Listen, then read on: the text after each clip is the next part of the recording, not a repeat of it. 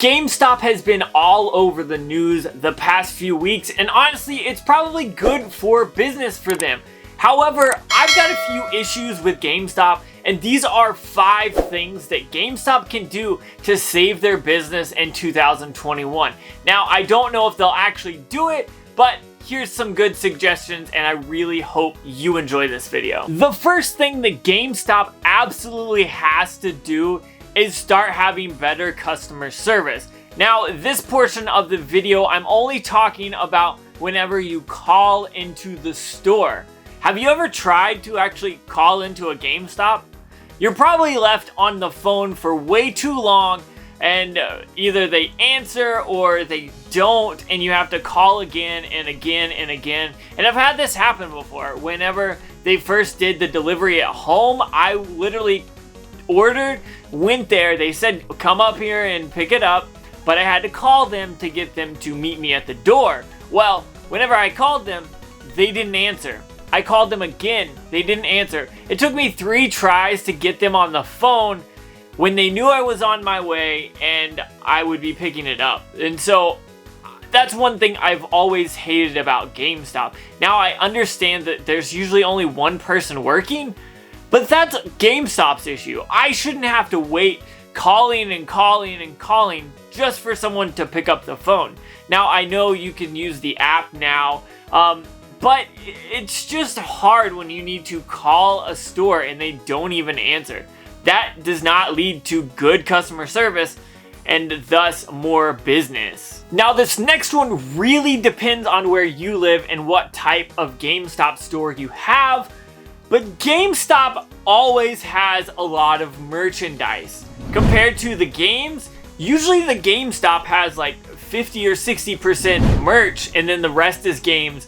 And honestly, it's a GameStop. Games should come first. So I think that's what needs to happen. GameStop needs to put more games in the stores. You got to be able to buy those games so, well, they can make money. And then also you can return. Like, if I am wanting a new game from GameStop, I'm going to go there for games. And if I go there and half of the store is merchandise, or maybe I have to walk through all this merchandise, maybe by the time I get to the back section of the store, I'm just over it. If I'm not looking for that stuff, I'm not there for it. So maybe have like 25 or 30% and put it in the back, but I'm there for games. This is a GameStop. So I've complained about this before, but I always hated having to walk back to the back of the GameStop in order to pick up a game that I know they have, and I don't really look at the front half, to be honest. Now, there are some stores that have been renovated, like one of them actually near me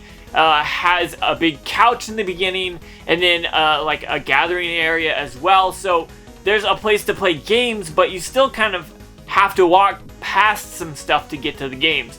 Put the games up front. Put the used games up front. They make the most money off of used games. So put those at the very front of the store. That way when someone walks in, that's the first thing they see. And maybe they make more money off merch. I don't know that aspect of their business. But it's annoying that I have to walk past shirts, have to walk past plushies, I have to walk past all this stuff. Statues, those are way overpriced. And all that stuff to get to the games. It's just annoying, and I don't like to do it. GameStop is notorious for making money off their trades, and that's how they make the bulk of their money. They buy used games or consoles and then mark them up and then sell them. And that's not a bad thing. It's a business. I understand they've got to make money. However, their trade-ins are oftentimes just terrible. I will say one thing I like about GameStop is their website. You can go on their website and see, okay, does GameStop take this game and how much would I expect to get from it? Now, oftentimes I'll run into the issue, I'll run down all the list and my games that I want to trade in and see whether or not they're a good deal or not. And sometimes they'll be a good deal, so I'll go and trade them in, and they'll be like, oh, well, this has a scratch on it. But really, they don't even test the games, so I have an issue with that. They need to either accept the games for the prices that are on their website or turn them away. I run into that, and it's really annoying because I'll be like, okay, I got this stack of games. it's worth about $100. If I trade it in, I'll get 80 to 90, maybe 100, maybe 120, depending on the deals and all that. But if I end up going up and they're like, oh, that's scratch, even though it's not, it's just annoying. So they got to get their prices right. That's one thing. And then they've got to do more trade-in deals. They used to do this all the time. I didn't actually even see one in 2020, but you would get, like, if you trade in 2 games, you would get 20% more. 4 games, you would get 40% more. 60 games or 6 games, you'd get 60% more trade-in value. And they need to bring that back. That's how I would do it. I would wait. I had like a box. I don't have it anymore just because I don't trade into GameStop because it's 2021 and it's just not worth it. But I used to have a box that I would put games in that would be around $10. I would know, okay, this game is worth $10. Maybe GameStop, when I do the double or triple or quadruple prices, I would get more. And so I would set those aside. And I actually bought a bunch of Nintendo Switch games whenever I got them, whenever it came out. And so they need to bring those deals back, because if they don't bring the deals back, they're going to have problems trading in. One thing that I have heard always about GameStop is how everyone hates that the customer is upsold so much. Now, the employees are forced to say this, so I'm not blaming them. It's more of the corporate policy that I have a problem with. But always upselling is annoying and turns customers away. Now, anytime you go into a GameStop and you go to the counter, they're going to say, oh, would you like to pre-order this? How about you get a card, a pro membership or something like that? And it's just annoying. If you say no to one thing, you shouldn't have to say no to 3 more things. Like, would you like disc protection? First off, they've offered me that on a Nintendo Switch game, which the disc protection is if you scratch it. If you scratch a Nintendo Switch game, it's probably still going to work, so that is a big flaw in their system. Don't get fooled by that. But they offer like pre-orders. Oh, we've got this new game coming out. Would you like to pre-order? No. Okay, well, would you like to extend your car's warranty? This is a GameStop. But in all seriousness, they need to figure out how to properly upsell without being as annoying as possible. And maybe that's something that they should really work on, and maybe it's just they need to train their employees better. But every time I've gone in, it's always that same annoying spiel, and it's just too much, and it turns me away from GameStop. Every time I go there, I know it's gonna happen, and I don't like it. That's all I can say. The last thing that GameStop can do is bring back the Pro membership and the Pro Elite membership. Now, the Pro membership is still a thing, but it's kind of a shell of what it used to be. You used to be able to go in and get 10% off on used games every time.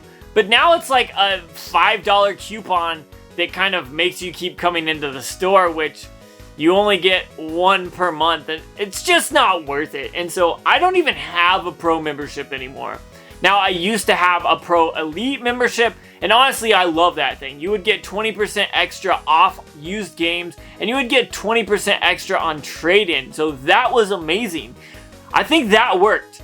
They would be able to get more trade-in and more games sold that way. But they're not doing that anymore, and I think that's their biggest shame. They need to bring back the Pro membership to what it was, and then the Pro Elite membership back as well. And I think it would benefit GameStop. It'd be more money, and maybe stop printing the Game Informer. Like, it comes with it, and you can literally get the physical copy, which costs GameStop more. So maybe they just do that all digitally, or maybe they just stop it all together. What do you think? I'm not sure, but I think they definitely need to fix their Pro membership for sure. So that's what I think GameStop needs to do in 2021 to keep from going under. How they didn't go under in 2020, I don't understand. I figured it was going to happen, but I think they lucked out and made enough money to make it to 2021. I think right now they have so much market buzz that they need to do something good here in the next week or two to bring people into their stores or on their website. Or maybe they just need to transition to an online shopping center all by itself. I don't know, but I think GameStop needs to do something before this ship goes down because it is sinking fast. That's all I got. See you later. Have a good day.